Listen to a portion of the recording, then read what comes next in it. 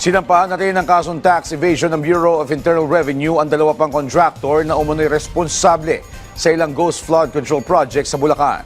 Si Rod Lagusad sa detalye. Kasunod pa rin ng paghabol sa mga sangkot sa umano'y maanomalyang flood control projects, naghain ng panibagong tax evasion case ang Bureau of Internal Revenue sa Department of Justice. Naghain ng BIR ng tax evasion case laban sa IM Construction Corporation at Sims Construction Trading dahil sa umano'y ghost flood control project sa Bulacan.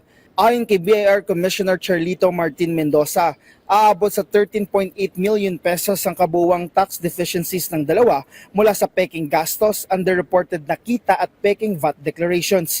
Anya, bahagi ito ng paghabol sa mga kontraktor na sangkot sa ghost projects at fraudulent tax practices. Maliban po sa kanilang kriminal na kasong kakaharapin, ang criminal case naman po ay upang maipataw ang tamang parusa, imprisonment and fine, kinakailangan pa rin po nilang bayaran ang buwis na dapat na binayaran nila.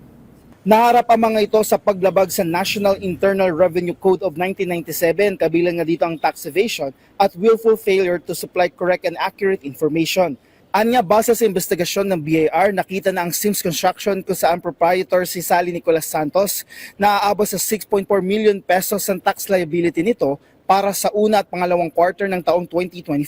Ito'y kaugnay ng Ghost Reinforced River Wall sa Barangay Piel, Baliwag, Bulacan, kung saan nakatanggap ang kumpanya ng kabayaran kaugnay ng kontrata.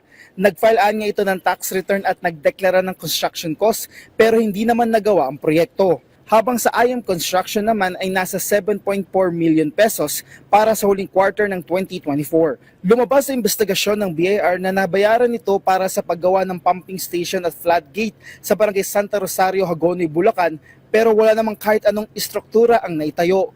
Kapareho ng Sims Construction Trading, nagdeklara ito ng construction cost kahit wala namang naitayo.